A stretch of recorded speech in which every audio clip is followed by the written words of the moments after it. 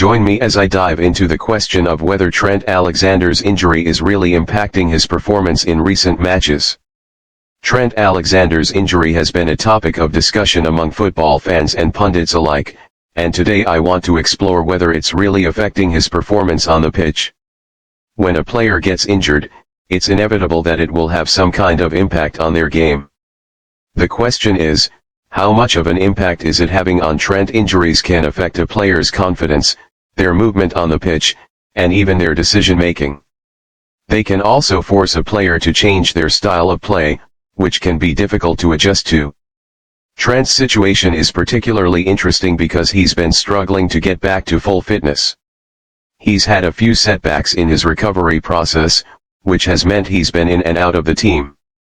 This lack of consistency can make it difficult for a player to find their rhythm and get back to their best.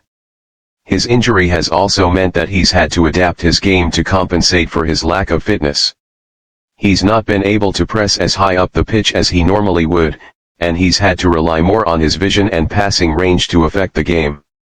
This has made him a slightly different player, and it's had an impact on the team's overall performance. Trent's injury has been a bit of a mystery, with very little information coming out about the exact nature of the problem. We do know that it's been a nagging issue for a while, and that he's been working hard to get back to full fitness. But despite his best efforts, he's still not quite there yet. The stats show that Trent's performance has dipped slightly in recent weeks. He's not been scoring as many goals, and his passing accuracy has dropped. He's also not been as effective in winning the ball back, which is a key part of his game. These are all signs that his injury is still affecting him. One recent match that really stood out to me was the one against Manchester City. Trent was starting to get back into the game, but he was clearly still feeling the effects of his injury. He was struggling to keep up with the pace of the game, and he was making some uncharacteristic mistakes. There was one moment in particular that really caught my eye. Trent had the ball on the wing, and he was trying to beat his man to get a cross in. But he just didn't have the pace or the power to get past him, and he ended up losing the ball. It was a really frustrating moment for him, and it summed up his whole performance in that match.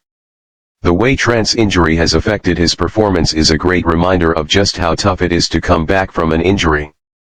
It's not just about getting back to full fitness, it's also about regaining your confidence and your form. And for Trent, that's still a work in progress.